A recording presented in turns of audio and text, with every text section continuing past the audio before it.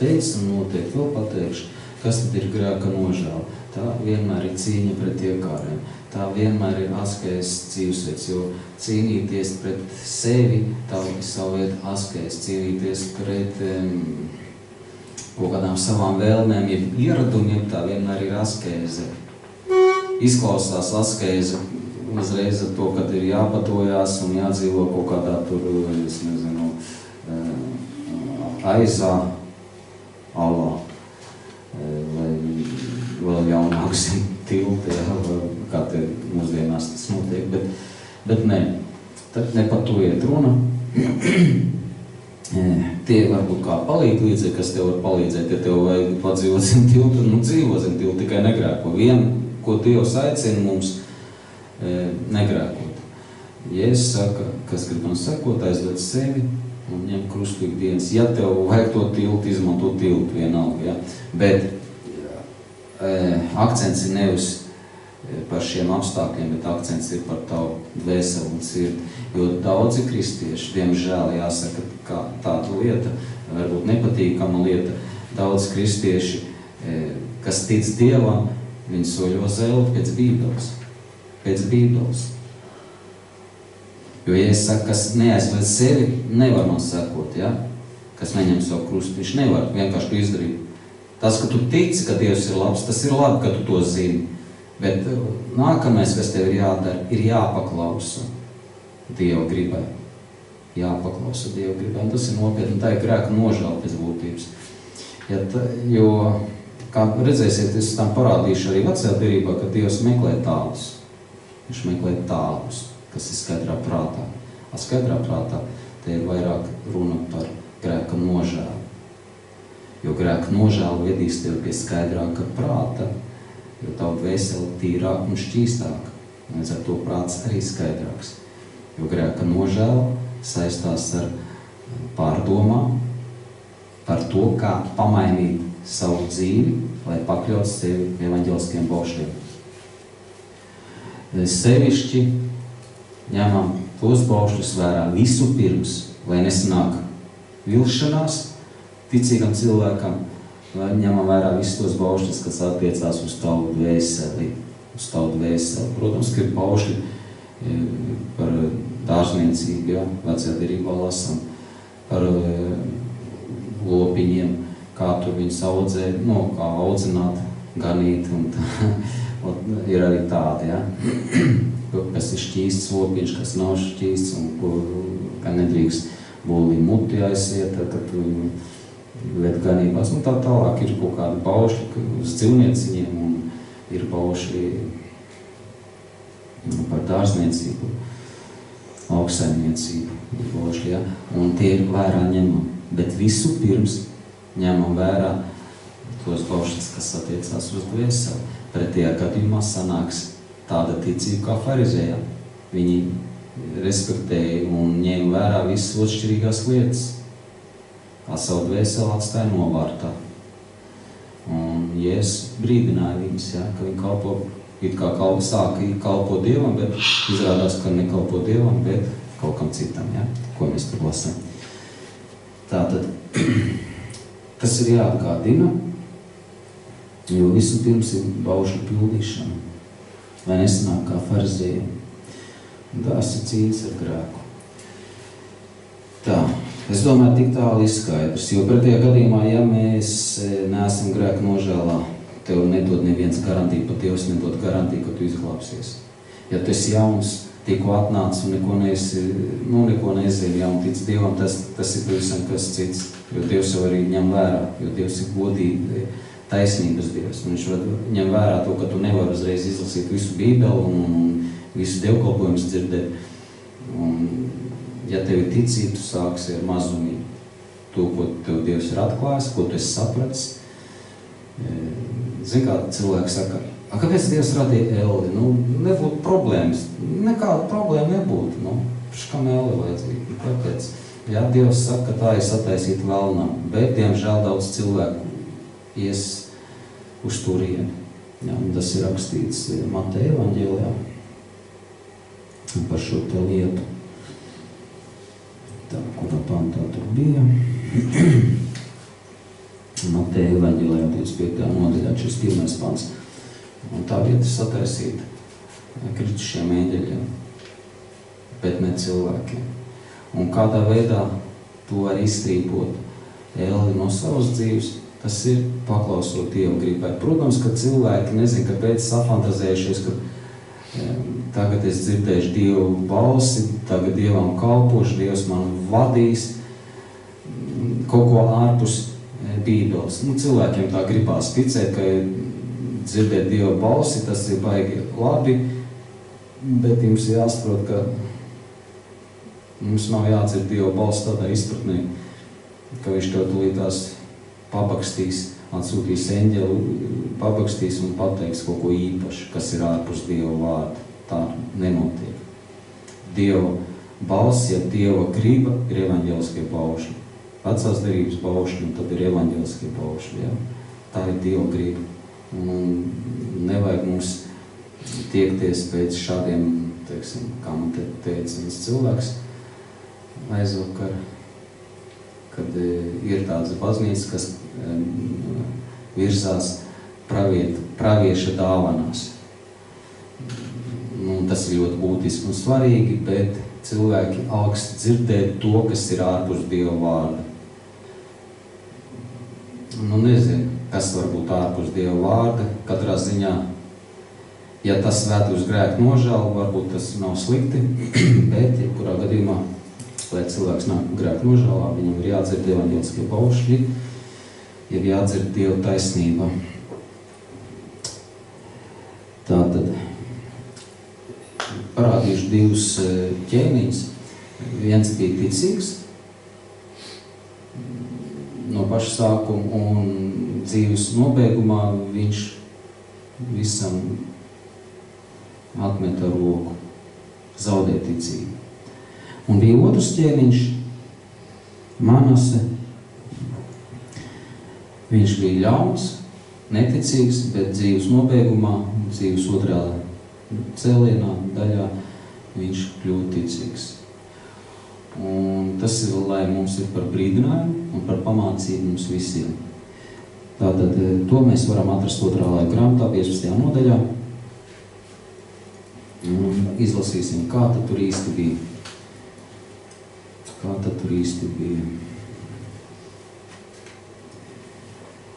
Sāksim ar 1. pantu. Tad Dieva gars nāca par Azariju, Odeda dēlu. Un viņš izgāja Asam pretī, tas ir ķēniņam, sastapa to un sacīja: uzklausiet mani, Asa un visi Izraēla Benjamīns. Tas kungs ir ar jums, kamēr jūs esat ar viņu, un ja vien jūs viņu meklēsiet, jūs viņu arī atradīsiet, bet ja jūs viņu atmetīsiet, tad viņš jūs arī atmetīs. Un tad liekas, pagaid, redz, kur te ir pretruns. Vecā derībā rakstīts, ka neviens neizraus no manas rokas, tad te Dievs pasaka konkrēti, kas pa pantu ir, ja, teiksim, pēc jaunās derības skatoties. Ja tu nekalposi Dievam, nepakļaus sevi Dieva vārdam, tam, kas ir ierakstīts, nevis tas, ka tev kaimiņš varbūt gudrs cilvēks ticīgs kaut ko pateicis, bet tas, kas ir ierakstīts Bībelē, principā Dievs tev atstās. Jo Dieva vārds principā ir orientēts uz to, lai tu atgrieztos no grēka. Un ja cilvēkam nav šī grēka nožēla, par ko es runāju, principā viņš var ticēt Dievam un soļot uz Elli. Izklausās baisi, bet tāds ir Bībeles fakts. Tātad, kas ir rakstīts, kad cilvēks grib dzirdēt Dieva balsi, ja? Bet tas kungs saka, kamēr jūs esat ar viņu kādā veidā, un ja vien jūs viņu meklēsiet. Un kas ir jāmeklē? Dievs ar ko saistās? Nevis tas, ka cilvēks būtu redzējis Dievu, jo neviens cilvēks Dievu nav redzējis, ja? Palielā Bībelē to saka. Bet meklēt, tas nozīmē meklēt, ko viņš ir teicis, lai spriestu par Dievu un spriestu par Dievu gribu. Un tad, kad mēs to darīsim, meklēsim Dievu gribu, viņa griba ir izteikti baušļos, tad mēs arī viņu atradīsim. Viņš garantē pat, ja? Mēs viņu atradīsim. Tik līdz tu viņu atmetīs, visus tos baušļus, kas pa baušļu, tas taču nav nekāds grēks, visu pasauli tā dzīvo principā tu zaudē Dievu. Tas arī ir tas. Tālāk. Un ilgu laiku Izrēlam nebūs nec patiesa Dieva, nec priesteri, kas varētu pamācīt nec bauslības. Tas ir tas, ko es 2. pantā jau paskaidroju. Principā 3. pants arī par to pasaka. Tas, kas ir rakstīts 2. Tad, kad cilvēks nemeklē Dievu, meklēt, tas nenozīmē kaut kādu mistiku vai emocionālas sajūtas pareizās, caur mūziku vai vēl kaut kā. Meklēt Dievu, tas nozīmē zināt viņu gribu, iedziļināties, kas tad ir viņa griba priekš manis personīgi. Nevis tikai draudzē, ka mēs viens otram labvēlīgi smaidām, tāpēc, ka tuvākais jāmīl, bet ikdienā, kas ir Dievu griba. Un, ja mēs to ignorēsim, tad arī tu, kā atkal jāpasaka līdzību ar jauno darību, ja? Kam nav, tam atņems to, kas viņam ir, un kam ir, tam pielienos klāt. Un kas tāds ir, tas ir tieši tas Dieva vārds un atziņa un prakse, ko cilvēks praktizē, paklausot Dievam. Un, ja cilvēks atmet Dievu un Dievu grib, kas ir viņa baušļos pateikt, tad arī neviens viņu nemācīs. Nebūs, kas pamāca viņu. Nec priesteri, ne baznīca, viņa dzīvē vienkārši nebūs draudze, nebūs ticīgo cilvēku līdzās, ne baznīca, nekas nebūs. Ja cilvēks izvēlās nepaklausīt Dievam, tas arī to nozīmē šeit tie panti, ja? Tad 4. pants. Taču, kad tam klāsies grūti, un tas atgriezīsies pie tā kunga Izraēla Dievu, un viņu meklēs, tad viņš būs tiem atrodams. Ļoti vienkārši. Viena recepte, pa ko jau es pirms tam es teicu, līdz šim es teicu, ka grūtības, tā ir Dieva žēlstība, kas palīdz cilvēkam atgriezties no ļauna, no grēkiem, kas palīdz cilvēkam atgriezties pie Dieva. Tas arī to nozīmē. Te Dievs pats to arī saka caur pravieti Azariju, ja? Kad klāsies grūti, un noteikti klāsies grūti. Ja tu nemeklēsi Dievu, kā tas pienākās, nemeklēsi viņa gribu, kā pildīt viņa baušļus, kā pakļaut sev Dieva gribai, gaidi ciemos grūtības. Un viņas var būt visvisāds. Veselība, nelaimes gadījumi, nesaskaņas ģimenē, nesaskaņas darbā ar priekšniecību, nesaskaņas ar finansiālo stāvokli un tā tālāk. Ļoti garš saraksts. Tā kā gaidi visu to ciemos, ja tu ignorēsi Dievu, sevišķi pasvītro, ja tu esi dzirdējis kaut ko par Kristus augšām celšanos, kaut ko par baznīcas, tām tēmām garīgām. Un ja tu to ignorē un esi vienaldzīgs, ja pavieš gaidi ciemos grūtības. Nevis tāpēc, ka Dievs būtu ļauns, bet tāpēc, ka viņš tev mīl, lai tu atgrieztos un iemantot mūžīgo dzīvību. Ļoti vienkārši. Un tādīs laikos nebūs miera nec tam, kas izies, nec tam, kas pārnāks. Te ir tas, ko es uzskaitīju, jo lielas bailes pārņems visu zemi iedzīvotājs.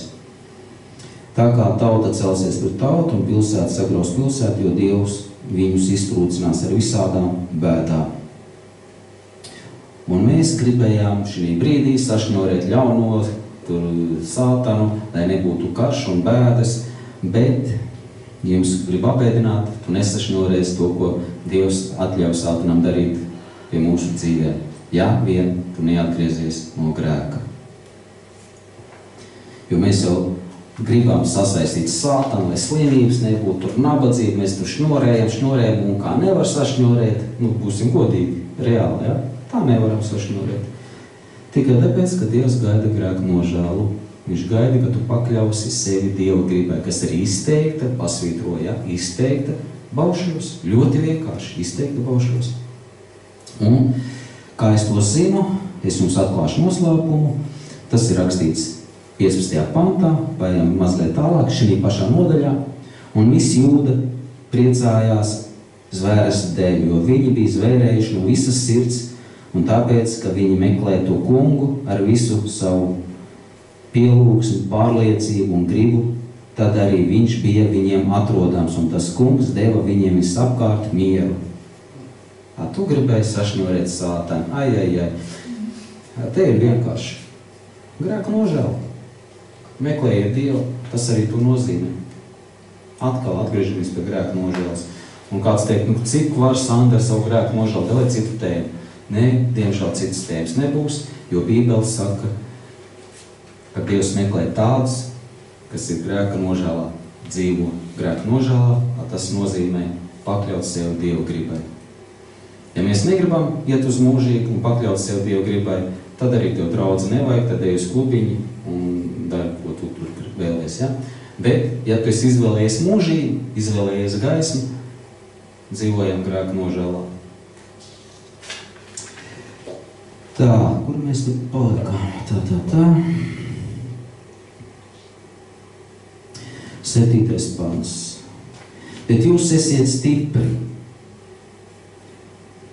Jūs esiet stipri, bet jūs esiet, krieviski tur rakstīts tā, bet jūs stiprinieties, neļaujiet pagurt savām rokām, jo jūsu pūliņiem būs sava alga. Atceramies jauno derību?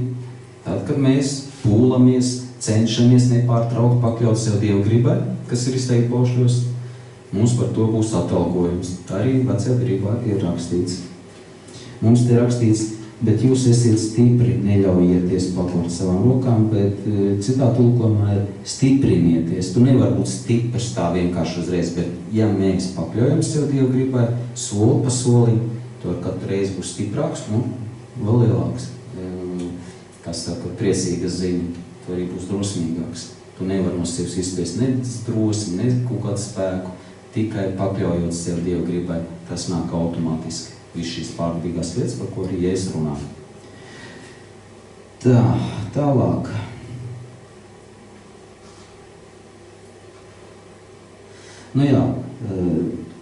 Tad tālāk, jā.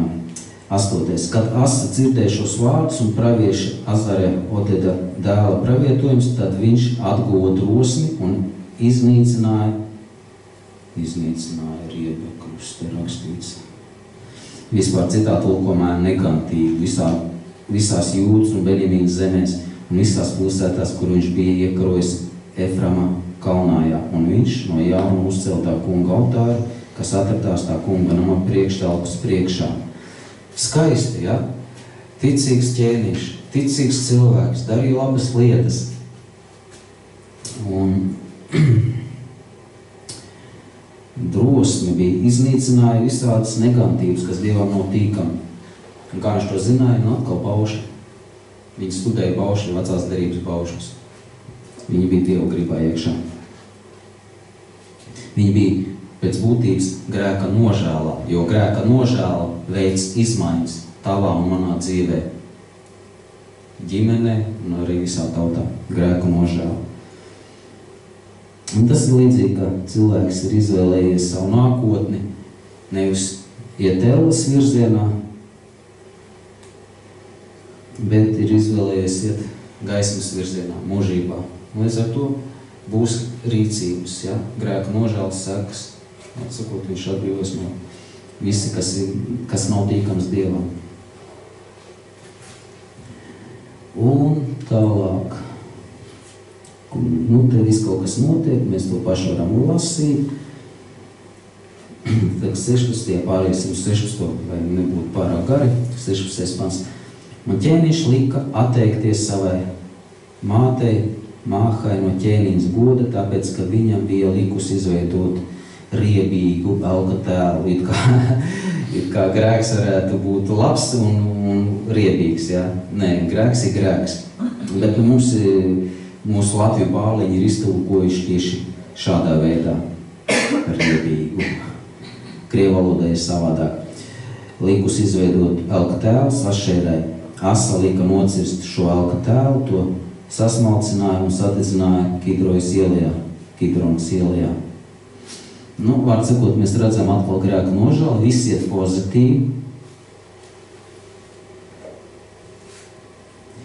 Bet netika, gluži kā mūsdienu ticīgo dzīvē, bet netika 17. pants izskaust Izraēla augstieņu altāri. Tikai Asas sirds bija skaidra visu viņa mūža dienu.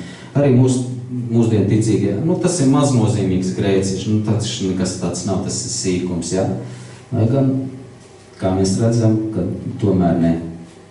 Ja mēs kalpojam Dievam, tad 100% lūdzu, nekādas mazos grēciņus, nekādas pielaides. Es saprotu, ka mums ir pieredzes trūkums cīņā pret grēku, ja? Pieredzes trūkums sevis aizliekšanā un krusta ņemšanā, līdz ar to jāgadās, tāpēc mēs esam viens otram vajadzīgi, kas paskupina. Nu, teiksim, kā es te šodien runāju par telefonu, ja? It kā sīkums, tas vispār ne par ko it kā no malas, ja? Ģeķība varbūt pat izklausās, bet ne, man tas ir diezgan nozīmīgi. Arī visi šie mazie grēcīgi, viņu labāk iznīcināt. Nu, es te runāju, nevis tāpēc, ka es tagad nelietoju telefonu, te ir kaut ko citu. Tā kā nākat uz draudzi, jums pastāstīšu vēl vienreiz. Nu, it kā, jā, redzam, mēs vecajā derībā lasām. Tur arī noteikti nebija telefons, tur bija kaut kādas mazas, citas niecīgas lietas. Asa to neuztvēra kā kaut ko tādu nopietni, jā. Bet mēs redzam, ka tas ir nopietni, vienalga, ja mēs nododamies Dievam, tad pa pilnai programmai. Ziedojamies Dievam, tā kā viņš ir sevi 100% ziedojas, nomirtams pie krusta Tevis dēļ, ja? Tā arī mums vajadzētu atbildēt 100%, nevis vienu mazu pirkstiņu vai tur kaut 10 daļu vai 0 kaut kādu procentu, ne, 100%, ja? Un tad ir pilna programma, bet ar saprātīgumu, lai atkal citi grāvi nebūtu. Tātad, jā, it kā liekas, tā tipisks ticīgo dzīves stāsts, ne? Sakot, 17. pantā mēs redzam to, ka Asja bija, malacis, nodevās Dievam. Tad pāriesim uz 16. nodaļu. Un tur arī ir interesants detaļas, ko vērts pieminēt. Ko te notiek notikums, un es reiz tā lai īsāk, jā, sāksim ar 8. Vai arī kušītiem un lībiešiem nebija varens karabūks ar ļoti daudz kara ratiem jātniekam, bet tādēļ, ka tu paļāvies uz to kungu, viņš tos nodeva tavā rokā, tā kā atgādināsim, ja? Un tad 9. Jo tā kunga acis pārskat, klausieties ļoti uzmanīgi, jo tā 9. pants, 16. nodaļā, jo tā kunga acis pārskat visu zemi, lai viņš stiprinātu tos, kas ar savu skaidro sirdi pie viņa turas. Un te tā kā pārmetums asiem šeit tu esi aplam rīkojies, jo no šī laika tev nemitīgi būs jāpiedzīvo kari. Atkal problēmas sākās. Kas ir problēmas? Tā ir Dieva žēlastība uz tevis, lai tu atgrieztos. Un tu vari šnorēt sātanu, cik gribi, bet kamēr tu neatgriezies no grēka, nekas tev nepalīdzēs. Ļoti vienkārši, ja? Un kas te ir, ko es gribēju, lai jūs pievēršat uzmanību? Ka tā kunga acis pārskata visu zemi, lai viņš stiprinātu tos. Tas principā viņš pārskata zemi, viņš meklē tos, kas ir grēka nožēlā, lai stiprinātu tos, lai uzmudrinātu iet šajā šaurajā ceļā, jo tas ir šaurais ceļš, grēka nožēla, tas ir šaurs ceļš, jo tu to nevar, grēkot nevar, un tu vienkārši dzīvo skaidrā prātā. Lai stiprinātu tos, kas ar savu skaidro sirdi, ja? Sirdi, vai varētu teikt arī dvēseli, pie viņa turas, kāds ir turēties pie Dieva. Mēs neviens neesam redzējuši, neesam sataustījuši, neredzējuši, ko nozīmē turēties pie Dieva, atkal pakļaut sevi viņa gribai, kas ir izteikti baušļos. To arī tas nozīmē. Un līdz ar to, ka tu šo te dari, tev ir skaidrs acis, skaidrs prāts, tu sāc izšķirt, kas ir labs un ļauns, pateicoties Dieva gribai, kas ir baušļos. Tu spēj izšķirt, kas ir labs un ļauns. Pretējā gadījumā, ja tu novērsies no Dieva un ignorē viņa gribu, kas ir baušļos izteikti, tad ir problēmas. Un tad šī mācība, ka jāsašnorē sātans, tu saproti, ka tas ir pasacījums, kaut vai pēc šīs te nodaļas, kuras mums parādīja Bībelē. Protams, ir vairākas viņas, bet tas reāli pasacīšu noriet sātanu. Ja Dievs tam ir atļaus tevi paplucināt, lai tu atgrieztos un vestu tevi pie prāta, tad to šnoriet, cik tev patīk. Nekas tev nepalīdzēs. Tātad Dievs meklē tāds cilvēks, kas ir grēka nožēlā. Un nevis tos cilvēkus, kurus mēs aicinām uz draudzi, nāk, ka te ir laba sadraudzība, nāk, ka tu šo draudzi te būs tēja, cintars brīnišķīgi tēja, prot uztaisīt, jā, un Gunta labi apkalpo. Labi, mēs izmantojam personāžu Guntu, vispār mums vajadzētu vīriešu personāžu izdomāt. Mēs vēl izdomāsim, kas mums varētu aktieri spēlēt vīriešu personāžā. Un Dievs viņš meklē tie, kas ir grēka nožēlā. Nevis tos, kas ir tejas dzērāni bulciņā ēdā, ja, un meklē sadraudzību. Priekš kam tāds ir Dieva valstībā vajadzīgs? Tas nav prioritāte. Saprot, tā nav prioritāte. Tas, kas nav. Tad labāk sēd mājās un dzer bulciņas un ēd un dzer tēju, ja. Jūs redzat to, ka Dievam ir svarīgi pēc šī panta, viņam ir svarīgi, lai tu būtu grēka nožēlā. Tas nozīmē, ka tu izvēlies sekot viņam, jo būt grēka nožēlā, tā ir izvēle pateikt Dievam jā. Nevis tas, ka tu tici, jo tādi, kas tici, zini, cik daudz ellēji aizgājuši pēc Bībeles, skatoties visā kontekstā. Jo daudz ticīgi cilvēki, kas tic Dievam, viņi iet uz elli. Kāpēc? Tāpēc, ka ignorē Dievu gribu. Es ticu Dievs, bet tev es neklausīšu. Apmēram tas tā izskatās. Es ticu tev, ja?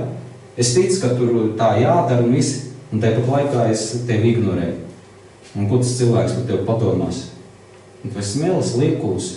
Tu vārdiem saki, ka tu tici, ja, bet dari kaut ko citu pasaka. Un tā arī ir attiecībā uz Dievu. Es ticu Dievs, ka es esmu uz baznīcu pat es pat Bībeli lasu, un esmu daudz ko no galvas iemācījies, un jēga no tā. Ja tu nepakļauj sevi Dieva gribai, kas ir izteikti baušļos, un ka tu tici. Atceramies, kur Jēzus teica, ne katrs, ja? Un tas ir tāds foršs pants, ja? Tur arī dēmons dzēnāja, tur slimie dziedināšanas saņēma, un Dievs saka, es jūs nepazīstu. Unikāls gadījums, ja ticīgi iet uz elli, Dievs saka, es jūs nepazīstu. 10 meičus, ja 5 bija ģeķīgās. Neiegāja mūžībā. Unikāli. Tā kā vēl vienreiz pasaku, varbūt nerunā tik daudz, ka tu tici, bet apliecini to Dievu priekšā ar darbiem.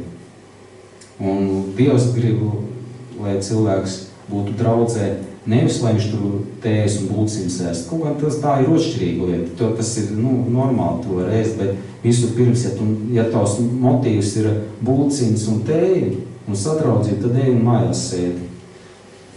Bet, ja tev motīvs ir Dievs un pakļaut sevi Dievu gribai un izzināt Dievu gribu, jo baznīca ir tā vieta, kas mazina iekāru vētras, kā jūs pagājušais teicu, un palīdz izzināt ticības mācību. Mēs te viens otru bagātinām, gan ar savu pieredzi, gan ar to, ka mēs esam lasījuši tos autors, kas ir Kristus pilnību sasnieguši. Ja tā nav, un tu to izņem ārā, šo pirmo būtiskāko nozīmi, grēku nožēlu, tad priekš kam tad tev nākt uz draudzi, priekš kam tērēt laiku. Tas nav vajadzīgs. Jo kā mēs redzam šī pantā, ka Dievs pārskata visu zemi. Un tālāk. Tad Asa sadusmojās un sadusmojās uz redzētāju. Un tas ir tas, kas viņam pateica, ja to situāciju, to briesmīgo, ja viņš neatgriežās no grēkiem, ja viņš tur to un to dara. Un ielika viņu cietumā. Būtu priecājies, ka ir tāds cilvēks, kas tev paskubīgi pasaka un klausies, tu bišķiņ šķērsām rīkojies. Viņam vajadzēja atstāja vizītkārtu, lai es tev var sameklēt telefonu numuru, kur tu dzīvo, paldies, tu glāb man tu esel pēc būtības. Nē, viņš ieliek viņu cietumā, soda viņu par to. Un lai nav mūsdienās tā, ka mēs runājam garīgās lietas un cilvēks atdusmojās uz mums. Ja? Kā saka, vēsture atkārtojas. Mums ir jāmācās no citu kļūdām, nevis no savām kļūdām, kad var gadīties pa vēlu krietni. Un viņš saskaitās pret viņu par šādu valodu. Ja? Viņam sludina, un viņš vēl dusmojās. Tā vietā būtu priecājies no laimes, ja? Būtu tur vizītkārtu paprasījis, ne, viņš sadusmojās. Tā pašā laikā Asa izturējās varmācīgi arī pret citiem automātiski. Ja? Tiklīdz viņš ir nost no Dieva gribas, tiklīdz viņš aiziet prom no Dieva, tiklīdz viņš paliek bezrūpīgs pret veseli, automātiski tīri dabīgi viņam ir ļaunums pret tuvākiem. Tas, ko mēs arī redzam šodien politiskajā dzīvē visā pasaulē. Jā, tuvākais jau attieksme ir ļauna pret tuvāko. Varmācīgi arī pret citiem paša tautas locekļiem, redz kā tie pat uzrakst, paša tautas locekļiem. Briesmīgi izklausās. Tiklīdz cilvēks aiziet no Dieva, tā viņš tuvākos, kas saka, slaktē ar savu rīcību, ja? Nepareizām rīcībām kaut kādā. Tātad Asija, kurš bija ticīgs, kaut kas viņam tur notika, viņš tik labi jutās, ka palika bezrūpīgs un principā aizgāja prom no Dieva. Un gals ir bēdīgs. Un tas, ka viņš bija ticīgs, viņa noteikti neglābi no ēles liesmām. Bet tur ir vēl tālāk kaut kas interesants. To mēs varam izlasīt. Nu jā, lasam tādu. Un redzi, stāsti par Asu, kā pirmie tā pēdējie ir uzrakstīti Jūdas un Izraēla ķēniņa grāmatā, un savā 39. valdīšanas gadā Asjam palika slimas kājas, un viņa slimība augtien pieaug spēkā. Taču arī savā slimībā viņš nemeklēja to kungu, bet meklēja padomu pie citiem. Ja tur tie tulkojumi ir dažādi. Kā redzam, arī nestoties uz šiem ļauniem darbiem, Dieva žēlastība un mīlestība ir tik liela, ka uzdāvināja viņam problēmu, par ko es sākumā stāstīju. Jo tā ir principā Dieva mīlestība. Tad, kad mums ir grūti iet, mums vajadzētu palikt skaidrā prātā, attiekties, pārdomāt savas rīcības, lai atgrieztos. Un šī problēma, diemžēl, viņam nepalīdzēja Asijā. No malas tu skatoties, liekas, nu redz, kāda nelaime notika. Ja nabaga ķēniņš. Nē, tā nebija nelaime, tā izpratnē, ka Dievs gaidīja atgriešanos, grēka nožēlu. Bet cilvēks tomēr izdarīja izvēli nepareizi. Viņš neatgriezās un nomira savām slimām kājām. Tas bija stāsts, bēdīgs stāsts par ticīgo, kurš izvēlējās tomēr tumsu beigās. Neskatoties, ka Dievs ar viņu auklējās, pat slimību atsūtīja, runāja pareizas lietas, viņam bija tur dievbijīgs cilvēks, kur viņš cietumā ielika. Tomēr viņš, es esmu gudrāks, un viņš izvēlējās paklausīt sev un citiem, bet ne Dievu. Bēdīgs stāsts pareizi. Ļoti bēdīgs. Es nezinu, kāpēc tas tā notiek, grūti to saprast, bet palasīsim kādu citu stāstu, ļoti interesantu. Un tas arī ir rakstīts 2. laika grāmatā.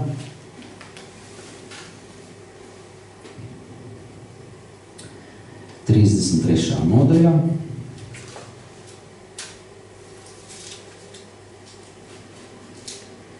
Un sāksim no paša sākuma. Bija tāds Manes ķēniņš, ļoti ļauns ķēniņš.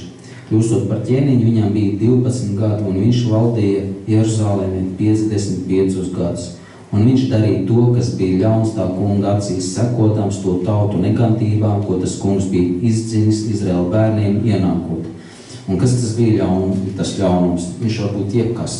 Tas, par ko mēs esam runājuši, jaunās derības ietvarā. Ja atceramies, kas ir leknība un visus tos 8 punktus un ar visiem apakšpunktiem, tas arī ir tas ļaunums. Visa pasaule tā dzīvo, kaut kādas lietas dara.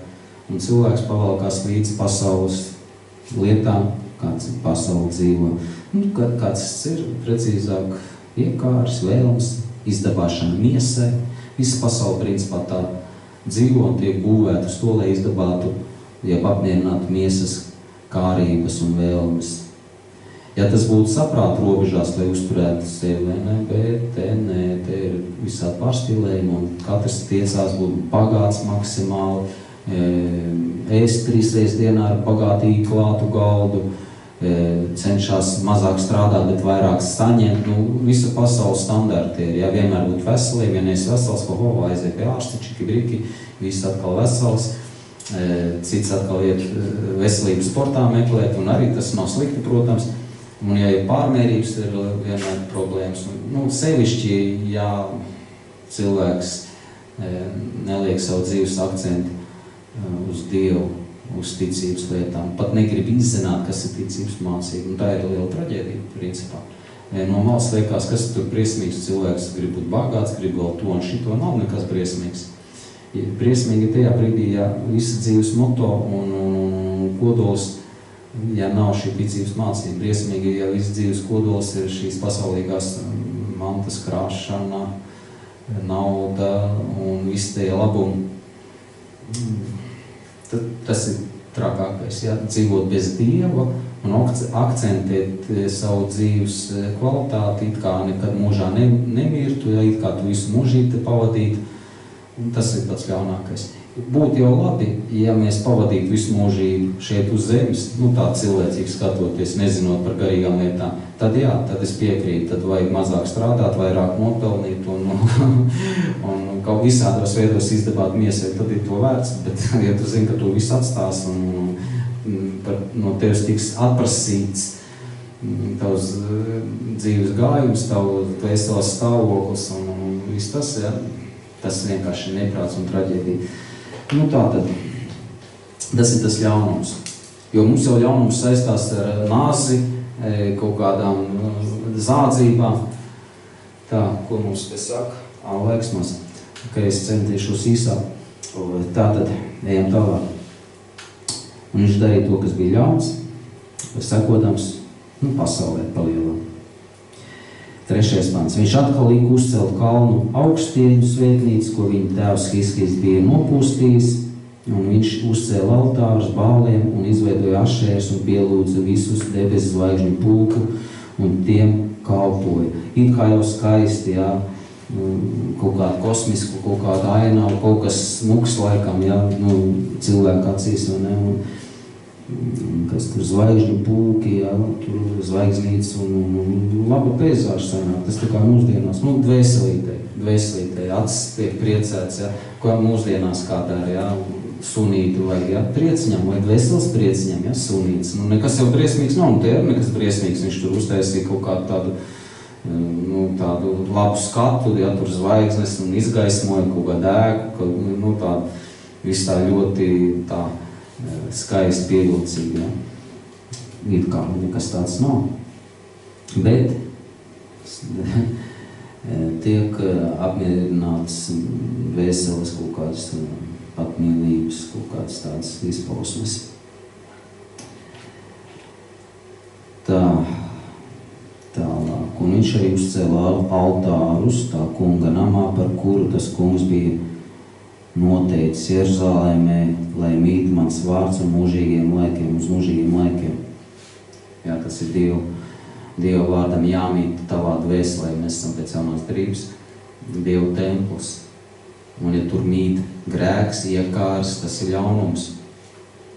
Un arī draudzē, starp citu, ir jābūt vietā, kur runājam par šķīstu svētu dzīvi, kur runājam par sevis pakļaušanu Dievu gribai, kas ir izteikti baušļos. Draudzē jābūt tādai vietai. Ja draudzē runā visu kaut ko citu, principā Dievs tev nedzirdēs, un kā mēs lasījām 9. pantā, jā, tur bija rakstīts, ka Dievs pārskata visu pasauli, un kas staigās skaidrā sirdī.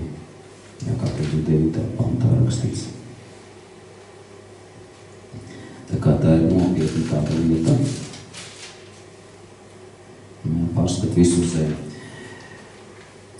Tā, viņš uzcēla altārs, un Dievs tā ir līdz, jā, 16. pantā un 9. Tas ir tas pats, principā tie līdzīgi panti.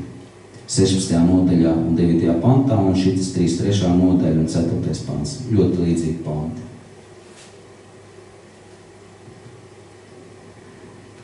Nākamais. Un viņš uzcēla altārus debešu zvaigžņu pulkiem, tā kunga nama abos galos. Ļoti skaisti viņš tur ar zvaigznītēm, tur visu kaut ko atkal dvēseles baudīšana. Mūsdienās cilvēki arī dvēseles baudai arī izdomā visādas tādas, pat līdz pārspīlējumiem. Ja? Citi tā apmierina savu dvēseli, sāk ar vienu kaķīti tur mājās, pēc tam jau 2 kaķīši, te jau 3, un tad jau vesels pulciņš ar kaķīšiem, un tad rodās kaķu tantes, uzrodās. Tāpat ar sunīšiem, ja sāk ar 1 sunīti, pēc sunītīm piedzimst vēl 1 sunīts, jau 2, bez tam jau 3 un atkal suņu pulciņš, ja? Dvēseles mieram, ja? Dvēseles labumam. Mūsdienās arī šitā te notiek. Un arī šim te ķēniņam arī bija līdzīgi dvēseles mierinājumam, ja? Dvēselītē kaut kā patīkam, ja? Tur, kur jābūt Dieva vārdam, ne, viņš tomēr tur uztais kaut kāds zvaigznītes smuku remontu uztais. Tas jau nav slikts smuku remonts, bet tur ir akcents nepareizs, jā, veselas baudīšanai tas viss taisīts. Un viņš lika pat, te aizgāja jau galības, vēl lielākas galības, jā, bez tā, kas ir 5. punktā, tur vēl lielākas galības, jā, viņš pat lika saviem dēliem iet nāvē, kā uguns upuriem.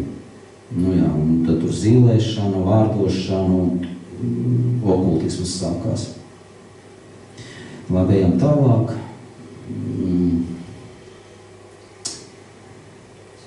Un 11. pantā, jā, atkal sākās pēriens. Jā, mēs pirmajā variantā pie asas ķēniņa redzējām pērienu, jo principā tas ir pēriens, tagad problēmas un bēdas uznāk, tas ir pēriens. Tur nevajag sātanu sašņorēt kaut kā tur mistiski, tur lūk, tur ārprātīgi. Tas ir vienkārši pēriens, lai tu atgrieztos.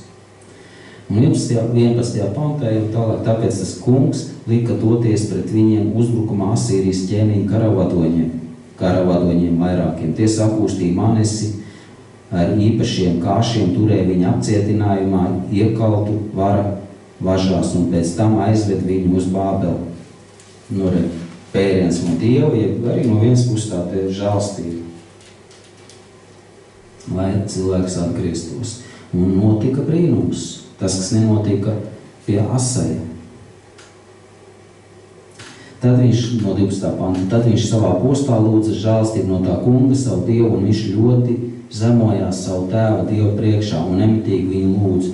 Tad tas kungs ļāvās pielūgties un uzklausīja viņa pazemīgo lūgšanu un pārveda to atkal Jeruzalemē viņa ķēniņa varas godā. Tad Manase atzina, ka tas kungs patiesi ir Dievs. Nu, atsekot, te ir grēku nožēla līdz 17. pantam. Skaisti, ja? 17. pantam. Kā redzat, bija neticīgs, uznāca problēmas un kļūt ticīgs. Vienam šīs problēmas ir šis pēriens palīdz, a citam cilvēkam tas absolūti nepalīdz, drīzāk nocietina savu sirdi, kā tas bija ar Asu. Manase ķēniņš, viņš bija labs pozitīvs piemērs. Un tad mūsu dzīvēs ticīgiem esot, ja mums ir šādas problēmas kaut kādas, pārskatām numur 1, pārskatām savu dvēseli. Ja mēs grēkojam, tad nebrīnaties, kad būs visādas problēmītas. Tad nav jābrīnās par to, jā? Tā, nezinu, Guntu pieminēsim šodien, ir pacietīgi paklausīties. Ja uz nākamreiz Guntu atstāsim.